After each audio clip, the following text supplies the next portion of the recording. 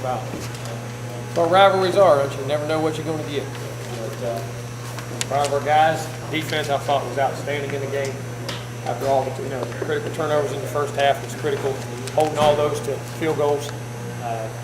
They got a turnover and scored 7 points. I mean, they were amazing. They really were. They did a tremendous job. Thought offensively, of course, we were too inconsistent. The passing game had the interceptions and they made plays. I thought we ran the ball effectively at times. Still had too many penalties. Too many. Had a couple holds. Had a couple motions upside. Didn't hear snap count. Snapped the ball a couple times. And then special teams got to do a much better job. Coverage in the opening the second half was very critical because it turned the field position almost the whole second half right there. We did pop a big run there in the second half. Dalvin had one about 60, 70 yards there. We had a holding call it back. And then got one on defense there at the end. We had to overcome it before we had a 4th down stop. Had to come out and get another 4th down stop. So we got to eliminate the penalties, but survive and advance. And I think that's what we did. I thought our kids were resilient, kept playing hard, even though we didn't play well at times. But at times we made plays when we had to make plays. And like I say, a lot of folks would like to win today on a rivalry day. So we just got to sit down now. Got through the regular season undefeated. Now we're in the ACC championship game. We got a lot of work to do. Evaluate what we got. Get back to our basics. Go play a good team because I think Georgia Tech's playing extremely well right now. And very proud of the ACC today. 4-0. And beat some good football teams. Florida's very good. Florida, as I said, could be sitting there 8-2, 9-1, just as easy. Georgia Tech beating them. Clemson, very happy for those guys. Yeah, I thought everybody did a good job. Louisville beat Kentucky. I'm getting old. And Louisville beat Kentucky. Very proud of the ACC today because I keep telling folks this is a heck of a league. It's a very good league, and like I say, I think we've played 10 of the top 40 defenses in the country. This league has been a great defensive league this year. A lot of good players, good teams in this, and it's just it doesn't get credit because of opinion. And I think we did a good job of showing that this is a very deep league, a very good league. And we're very proud of our team to be able to go through a regular season. The only team in the country went through the regular season undefeated. So, but again, we still got some room for improvement. But at the same time, keep doing what we do. Questions? I don't have time to think about it. Jimbo, how do you? I thought they were dominant up front. I thought they played extremely well. And I'm going to tell you what else. Not just the defensive line, our linebackers. Our linebackers, the best job I think they've done all year of coming downhill, taking off blockers, taking on blockers, and tackling people in the hole and penetrating up there. So I thought our linebackers did a tremendous job also. How have you seen this defense progress over the course of 12 games? And even Charles Kelly, if you've seen him do something. Oh, yeah. As a coordinator getting into the defense, he's had that before, but calling it with the new guys, and these guys are maturing and growing. Jalen and all that secondary now is healthy. And now the linebackers, when that linebacker core plays and come down here at that second level, because we've been doing a pretty good job up front. Mm-hmm. And now they're coming down here doing a really nice job. It really makes those holes a lot smaller, a lot harder to get through, and we tackled much better on today, which I thought we had to. And I said that we have set edges on the defense, which we did for the most part. Come down here and be physical and tackle well on defense. I thought we did that. Has anything led to, I don't know, like stronger starts, but Miami, you guys struggled early defensively, but BC, your guys good in the first half. They were in this one here. Well, I think we've tried. You say you put an emphasis on them. You talk about playing all the 60 plays, but you got in emotion in certain games. They get you, you get them. But they played. I thought this one they played the whole game. Jimbo, what did you say to Will after the game? No, just congratulations, and I'll be in contact with him. We haven't had a chance to talk since then. Will's a good friend.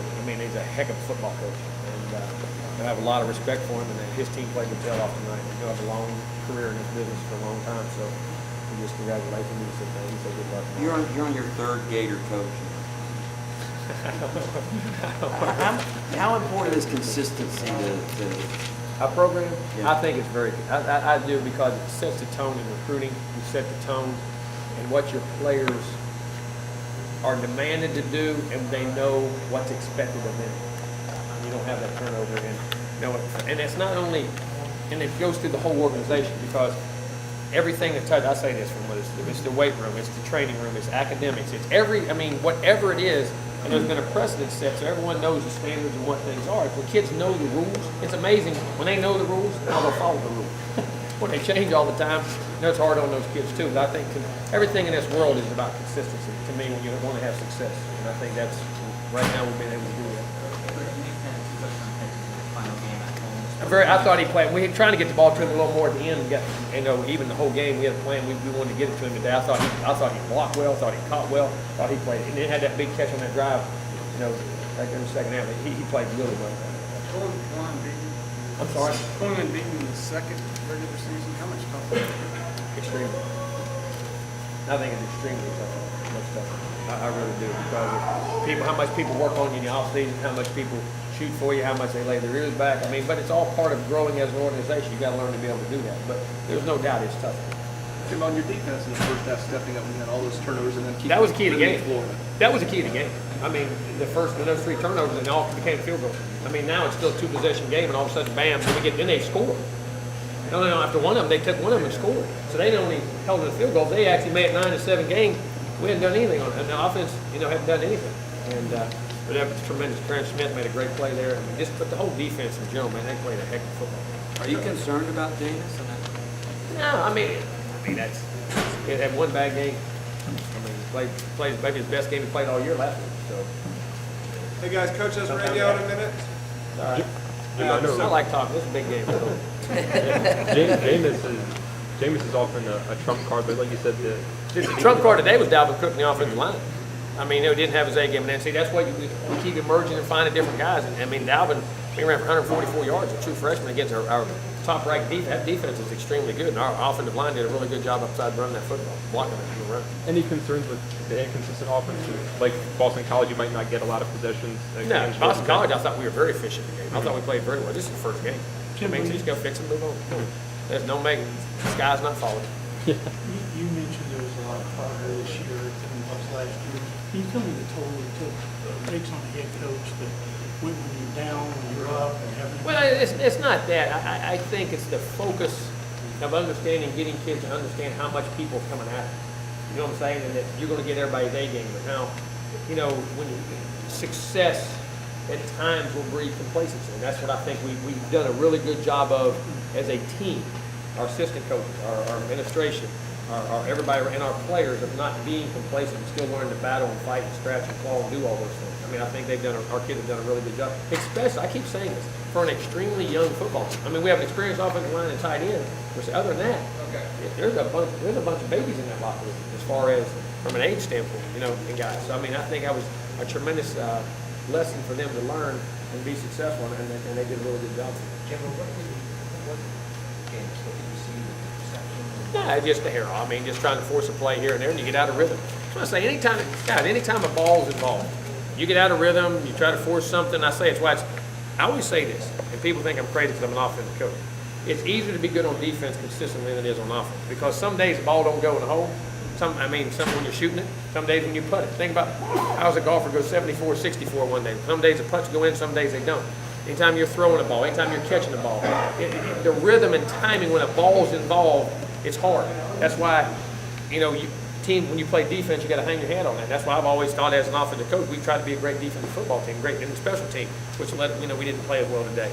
But some days your rhythm, timing, seeing things, sometimes they're just off, and that happens. But that's once in 25 games. Jimbo, can you take a deep breath and kind of leave a little bit now that the regular season is over and you guys were able to get through? If we had 2 or 3 weeks before we go play an ACC championship, I watched them beat Georgia today and how they're moving that ball up and down the field and how well they're playing. And Georgia Tech's 10-2. They're going to be they're a top 10 team. I mean, this is a heck of a football team. There's no time for that, I promise you. But is some of the pressure off having at least those 12 regular season games now that the postseason is here? Good enough stuff.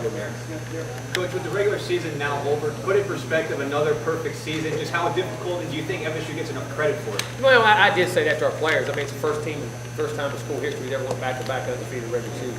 I mean, and all the great teams, which is tremendous, which shows you how hard that is to do. I mean, there is something to that now. I mean, what our kids have accomplished and what our assistant coaches have accomplished and everybody in the program is tremendous, because that.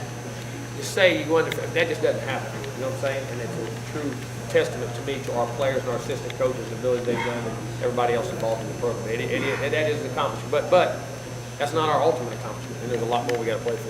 How about you with Terrence Smith's performance? Maybe playing on Bum B, All right, everybody's playing on bum knees now. Everybody's hurting now. But that's football. I mean, if the 12th game of the year.